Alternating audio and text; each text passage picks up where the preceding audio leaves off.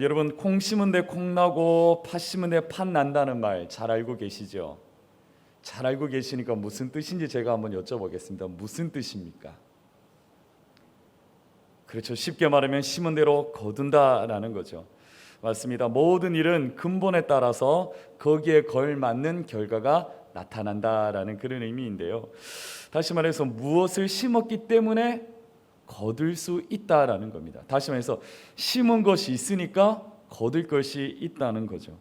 우리가 지금 이 순간 어떻게 사느냐가 바로 그 내일을 결정하게 된다고도 볼 수 있습니다. 여러분 우리 말 중에요 앞뒤 문맥의 관계를 나타내는 말이 있습니다. 문법적으로는 접속사라고 이야기를 하는데요. 주로 대표적으로는 그러나 그리고 또는 그러므로라는 것들이 아마 접속사라고 여러분들 잘 알고 계실 겁니다. 자, 먼저 여러분 그러나라는 접속사는요 앞뒤 문맥에 있어서 이전의 상황과 상반되는 결과가 뒤따를 때 그러나라는 뜻을 접속사를 씁니다. 반대로 그러므로는요 이전 상황에서 긍정적인 결론이 도출될 때 그러므로라는 접속사를 쓰게 되죠. 자, 여러분 이 접속사를 우리들의 삶에다가 심는다면 어떻게 될까요? 그러나와 그러므로를 우리들의 삶에 심습니다. 그리고 뭔가 심었기 때문에 거둘 것이 있겠죠.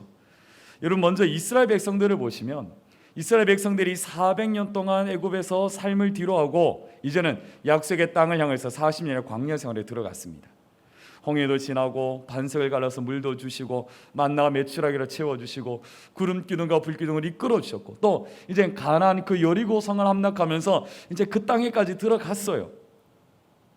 하나님과 언약을 맺으면서 하나님의 백성이 되었음을 아주 명확하게 주셨던 그 광야의 시기, 옷 한 벌도 헤어지지 아니하게 하나님께서 지켜주셨던 그 시간들이었습니다.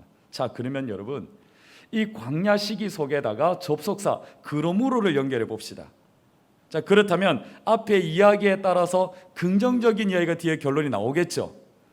자, 그러면 하나님의 은혜와 도우심으로 광야를 지나왔으니까 가나안에 들어간 백성은 그곳에서 어떻게 살게 될까요?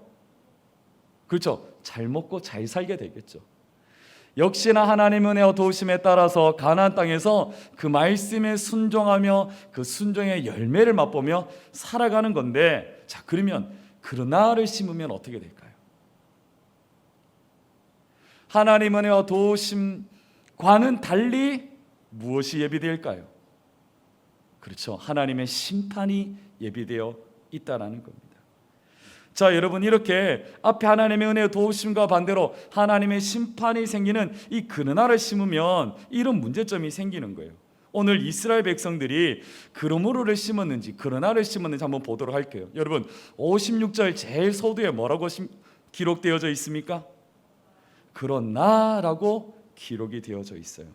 앞선 상황과는 지금 달리 이제 앞으로 펼쳐질 이야기에는, 이스라엘 이야기에는 은혜가 있다 없다? 없을 것이 자명하다는 거죠.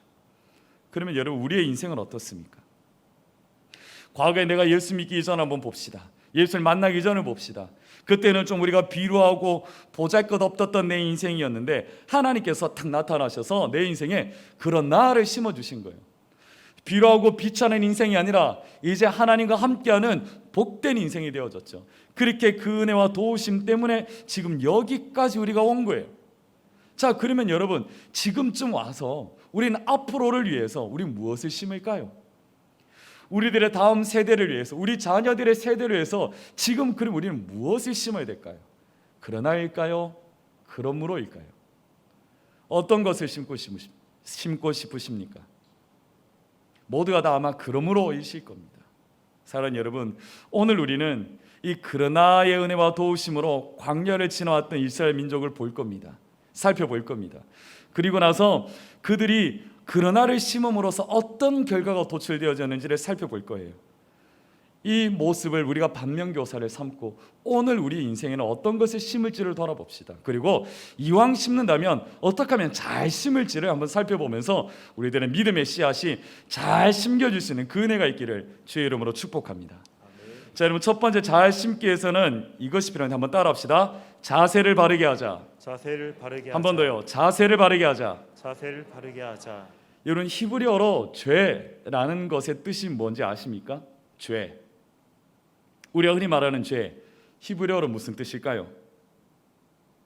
요새 한글도 한 번씩 깜빡깜빡 하는데 뭐 히브리어를 묻고 있냐라는 표정으로 저를 쳐다보시는데 아마 들어보시면 다 아는 말일 겁니다. 죄라는 말의 뜻은요, 바로 관역에서 벗어났다라는 뜻을 갖고 있어요. 그러니까 쏜 화살이 빗나갔다라는 그런 뜻이에요. 자, 그럼 한번 생각해 보십시오. 여러분, 활에 화살을 이렇게 탁 꽂아가지고 관역을 향해서 쐈는데 이게 제대로 안 날아가려면 이유가 있겠죠. 어떤 이유가 있냐면, 첫 번째, 활 시위를 제대로 안 당겼다라는 거예요. 이렇게 팽팽하니 당겨야지 그 힘으로 튕겨져 나가는데 느슨히 이렇게 당겨 놓은 거예요. 그럼 어떻게 될까요? 화살이 이렇게 툭 떨어질 수밖에 없겠죠. 또요, 원래 관역이 저기인데 저기를 맞춰야 되는데 삐딱하게 이렇게 해서 쏘아버리면 빗나가게 되겠죠. 그렇습니다, 여러분. 죄가 그런 거예요. 활은 화살이 날아가도록 시위를 팽팽하게 당겨야 되는데 그렇지 못한다라는 거예요. 우리가 똑바로 살아가기 위해서 믿음을 단단히 당겨줘야 되는데 그것이 느슨해졌다라는 거예요. 그럴 때 죄가 임하게 된다는 거예요. 활이 제대로 날아가기 위해서는 또 자세도 똑바로 해야 됩니다. 관역을 향해서 정확하게 관역을 향한 자세를 취해야 되겠죠. 근데 그 자세가 삐뚤음하면 제대로 못 날아가게 되어지는 거죠. 그때 죄가 임하는 겁니다. 흔히 군에 가면 이렇게 관심사병들이 가끔 있습니다. 그 왼팔이 같이 동시에 움직이는 분들이 있습니다. 이렇게 움직이시는 분들이 한 분씩 있으세요. 사는 여러분, 내 관역에다가 똑바로 쏴야 되는데 내 관역이라 남의 관역에다가 쏘는 사람들도 있어요. 사는 여러분, 지금 이스라엘 백성이 느슨한 활 자세, 활도 느슨하게 당기고 자세도 엉망인 모습을 우리는 볼 수 있습니다. 성경이 뭐라고 말하는지 그런 나를 심었던 이스라엘 민족의 잘못된 모습을 한번 보시도록 하죠. 56절 말씀 여러분이 한번 읽어봐 주시겠습니까? 56절입니다. 시작. 그러나 그들은 지존하신 하나님을 시험하고 반항하여 그의 명령을 지키지 아니하며. 아멘. 이스라엘 백성들이 지금 가나안에 정착하자마자 했던 일이 뭐라고 기록되어 있습니까? 하나님을 시험하고 반항했다라고 이야기를 하고 있어요. 이 반항했다 말이 원어를 보니까 쓰다라는 단어를 쓰고 있어요. 쓰다. 이스라엘 민족이 광야에서 쓰다 했던 사건 기억나시죠? 마라의 사건입니다. 다시 말해서 하나님이 이렇게 고통스럽게 하나님이 쓰다라는 거예요. 과거 물이 쓰다라고 하나님께 고래고래 고함 지르고 죽겠다고 말했던 그 이스라엘 백성들처럼 지금 하나님이 당신의 백성들 때문에 이렇게 힘들다는 거예요. 그들의 틀려먹은 그 행태가 그 죄 때문에 하나님이 써서 뱉어버리고 싶을 정도라고 말씀하고 있는 거예요. 못 참겠다고 말하는 겁니다. 58절에 보니까 심지어는 하나님이 그 노여움이 더해지고 진노하기까지 했다라고 기록을 하고 있어요. 써서 뱉어버리고 싶고 화가 날 만큼 진노가 가득하게 된 이유가 도대체 무엇일까요? 도대체 이스라엘 민족이 그르나를 심었더니 도대체 어떤 자세가 잘못되었기 때문에 하나님이 이토록 힘들어하고 계시는 걸까? 우리 56절 하반절 한번 보도록 할까요? 뭐라고 기록되어져 있습니까? 그의 명령을 지키지 아니했다라는 거죠. 맞아요. 활시를 단단히 바르게 당겨야 될 그 명령, 방향을 똑바로 맞춰야 될 하나님의 그 말씀의 명령, 이거 제대로 안 지키고 살았다라는 거예요. 이러니까 하나님께서 써서 뱉어버리고 싶을 지경이라고 말하는 거예요. 근데요, 이게 누구 때문에 그렇게 된지 보십시다. 50절 서두를 보십시오. 누가 이렇게 했다고 기록되어져 있죠? 그들의 조상들이라고 말하고 있어요. 자, 그러니까 지금 그들의 조상이라고 말한다면 가나안에 들어가기 이전 바로 그 부모님 세대라는 거죠.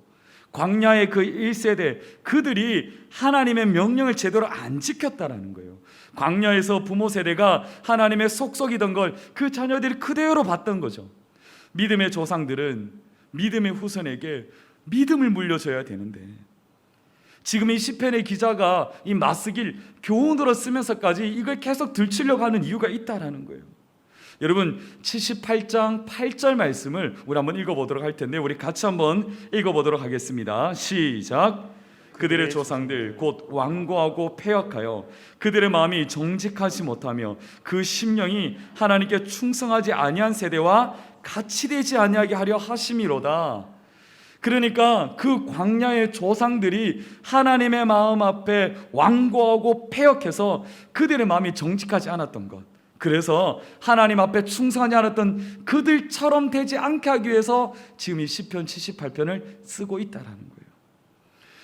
그러니까 부모 세대가 잘못 살았지만 이거 반면교사로 삼고 이제 너희들 세대는 똑바르게 살아야 되지 않겠냐라고 맞쓰길 교훈으로 쓰고 있다라는 거예요. 하나님 앞에 정직하고 충성된 백성으로 살도록 하기 위해서 이 성경에 기록되어져 있는데, 사랑하는 여러분, 우리가 자녀들에게 하나님을 전하지 않으면 세상을 전하게 되는 거예요. 믿음을 유산으로 남겨주지 않으면 세상의 지식만 그들이 물려받게 되는 겁니다. 하나님을 거부하고 조롱하는 시대가 지금 우리 눈앞에 펼쳐지고 있지 않습니까?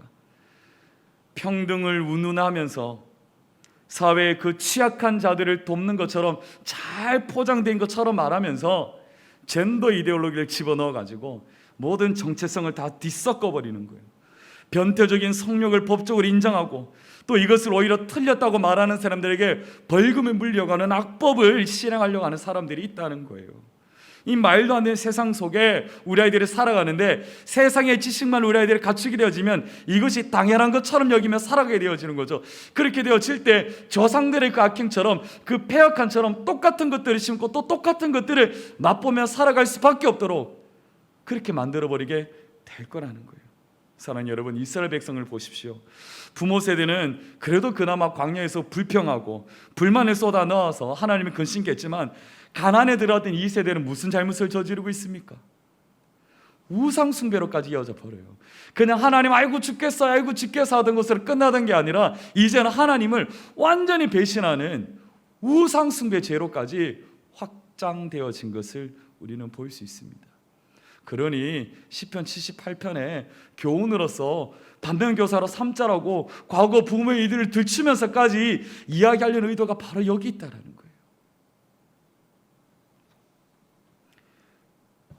여러분, 이스라엘 백성들, 저들 눈에 보이는 것들은 가나안 백성들이 어떻게 그 풍요를 누리는지, 그걸 보고 나니까 눈이 뒤집어져 버리는 거죠. 결국 그 풍습을 쫓아가기 시작합니다. 어떻게 하면 풍요를 누리며 살아가는가, 어떻게 하면 그것들을 늘려가면서 살아가는가, 그대로 보고 그대로 따라하게 된 겁니다. 결국 바알을 숭배하는 산당을 짓게 되어지죠.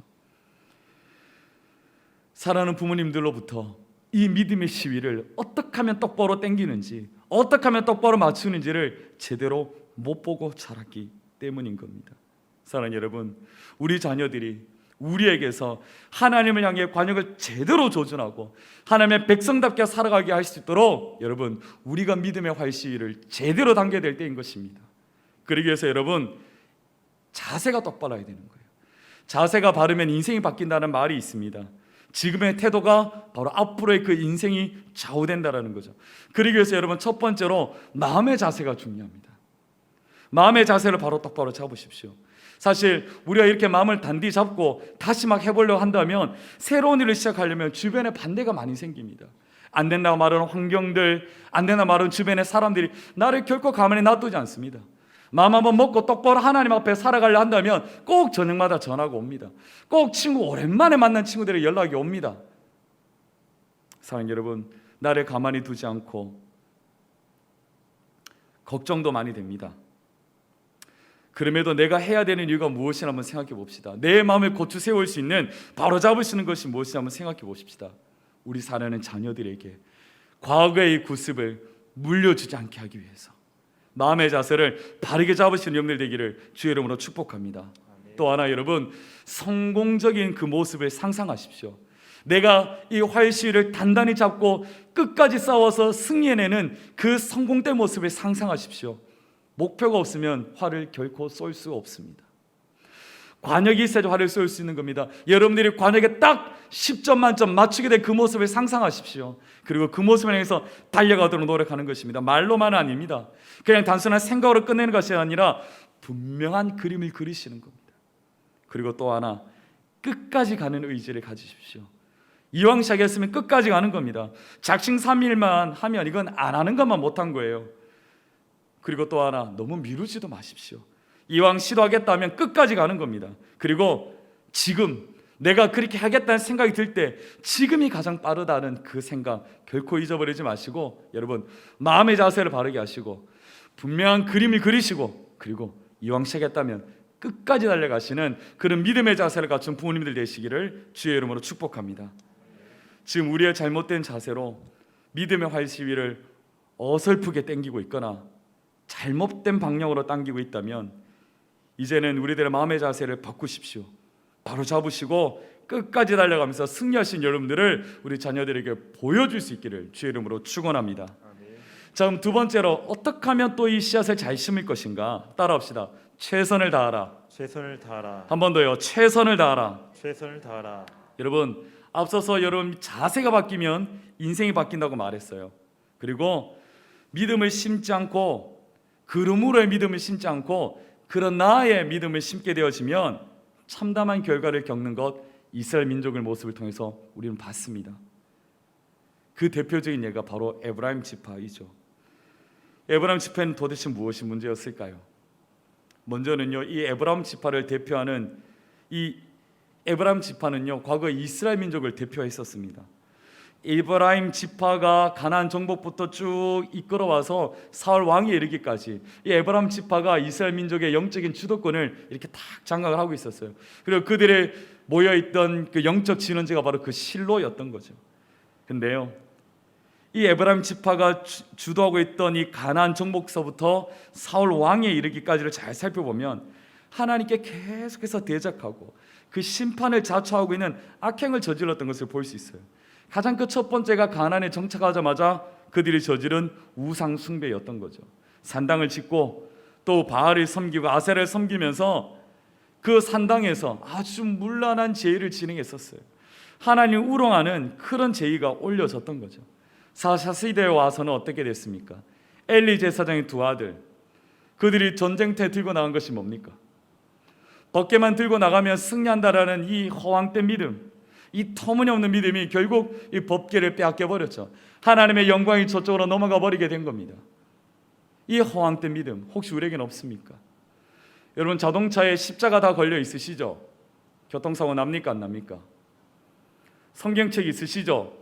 뒤에서 차가 와서 박습니까 안 박습니까? 버젓이 십자가 걸고 성경책 차에 놔두면서 과속 해본 적 있으세요 없으세요? 저도 주차 위반 수도 없이 해봤습니다.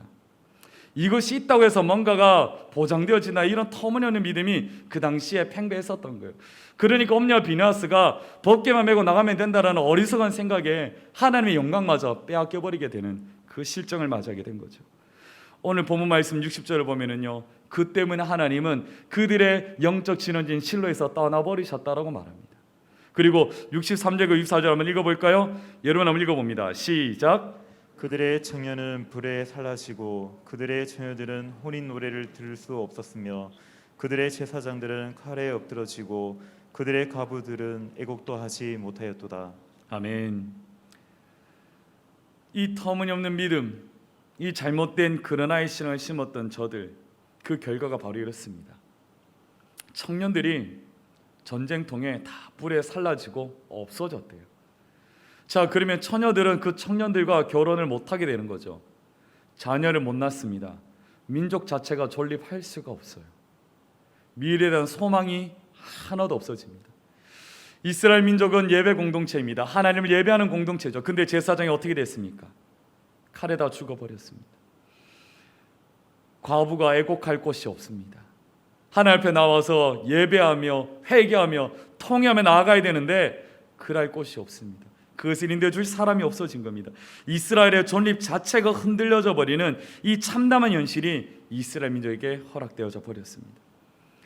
그러나를 심고 산당을 짓고 하나님을 떠나버린 결과가 바로 이런 모습이죠.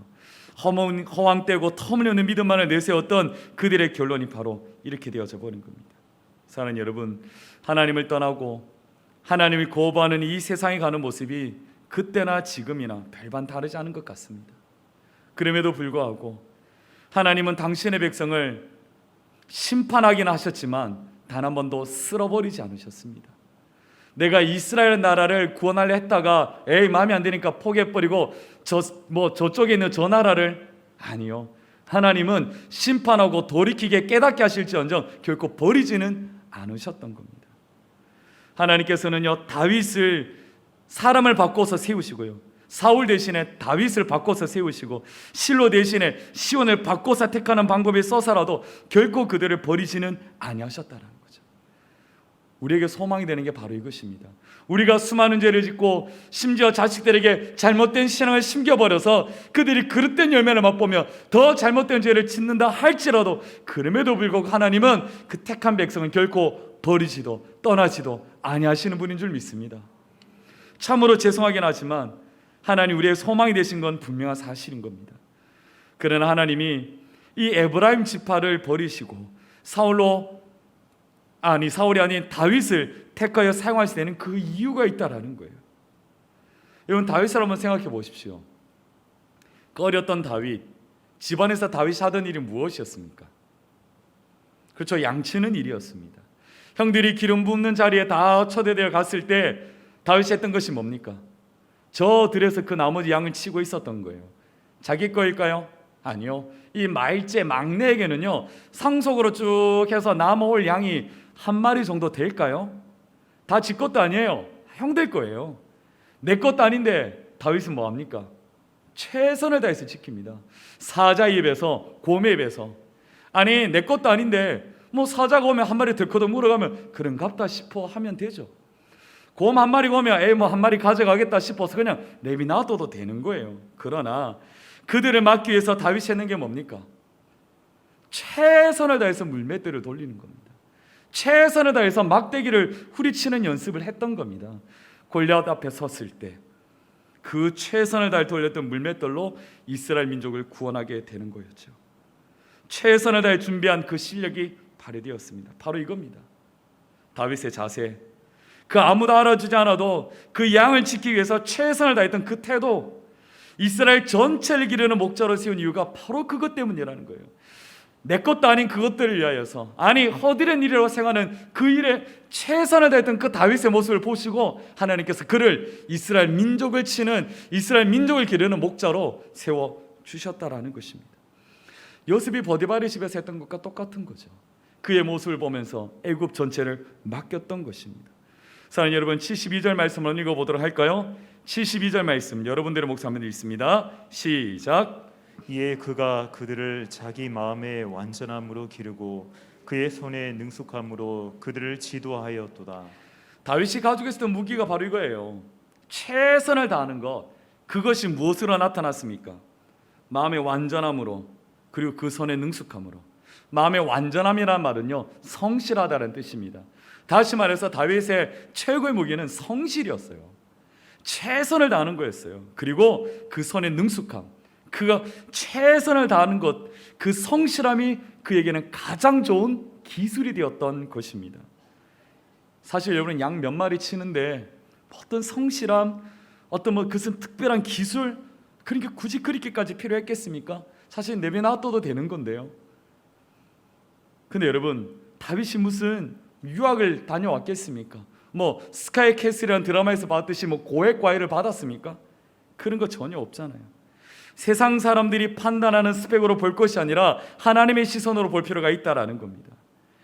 다윗이 가진 최고의 무기, 그것은 바로 그의 성실함, 최선을 다하는 것이었던 거예요. 사랑하는 여러분, 지금 내가 해야 할 일이 굉장히 하찮아 보일 수도 있습니다. 우리에게 맡겨진 일이 정말 보잘것없는 일일 수도 있어요. 내가 뭘 할 수 있겠냐라고 생각될 수도 있습니다. 나 뭐 할 수 있는 게 없는데, 뭐 내가 무슨 잘난 것도 없고 나 말주변도 없고 나 못하는 거 많은데. 근데요, 그 몇 마리 되지 않는 양, 내 것도 되지 않은 그것을 위해서 최선을 다했던 다윗에게 하나님은 나라를 맡기셨던 겁니다.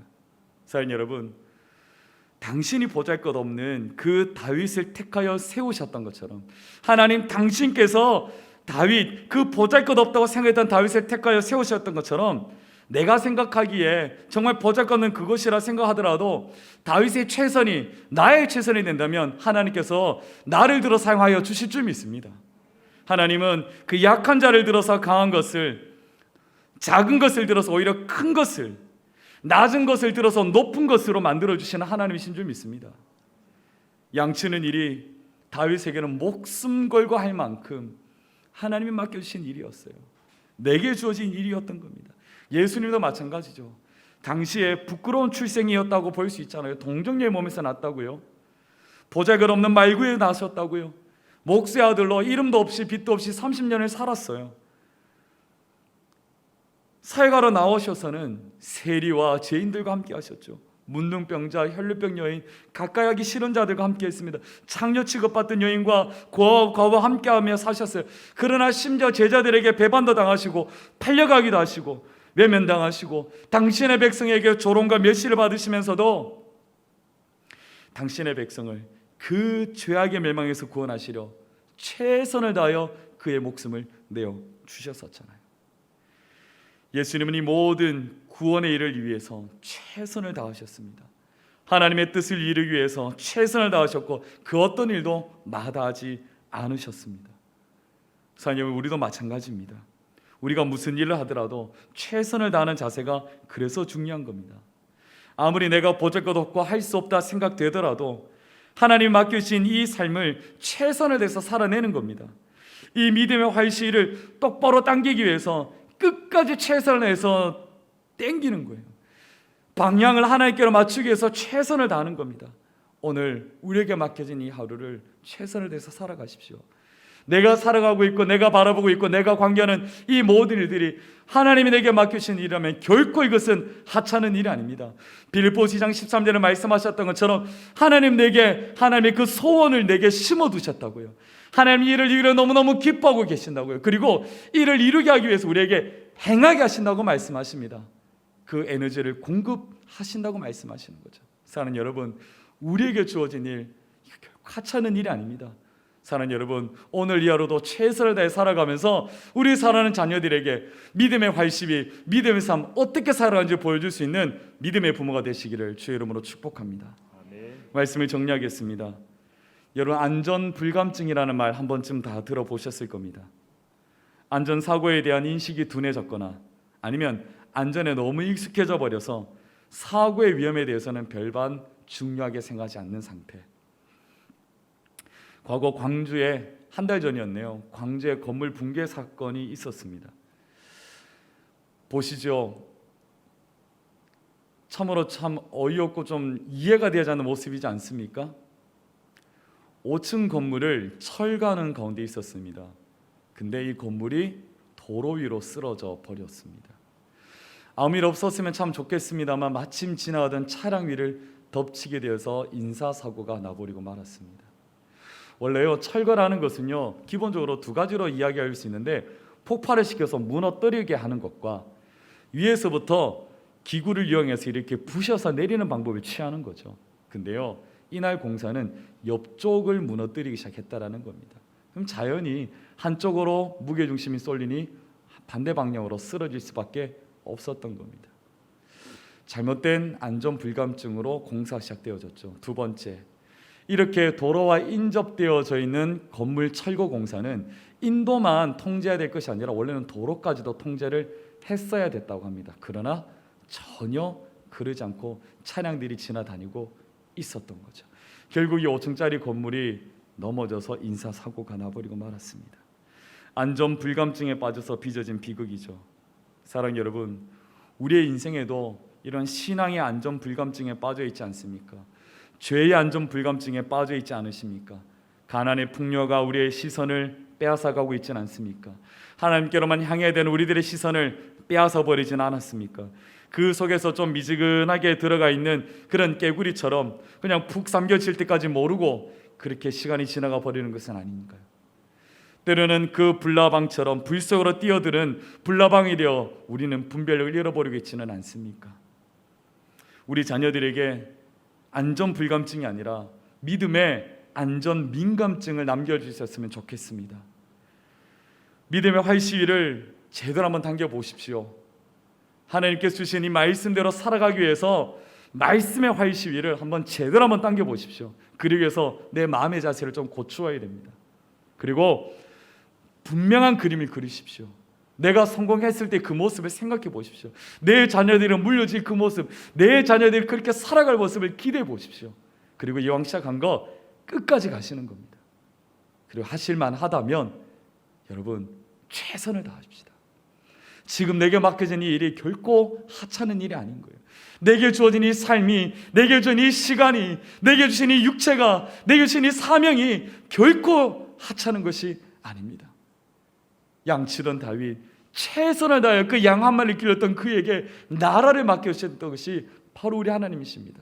그리고 그 하나님은 우리에게 하나님의 소원을 이루시도록 그 에너지를 공급해 주시는 분인 줄 믿습니다. 나의 소망 되신 하나님과 함께 살아가는 믿음의 활시위를 제대로 당기셔서 우리 사랑하는 자녀들에게 그름으로의 신앙 물려주시고 복된 인생 살아가고 더 많은 이들에게 믿음의 축복의 통로가 될 수 있도록 이끌어 가시는 우리 모든 성도들 되시기를 주의 이름으로 축복합니다. 아멘.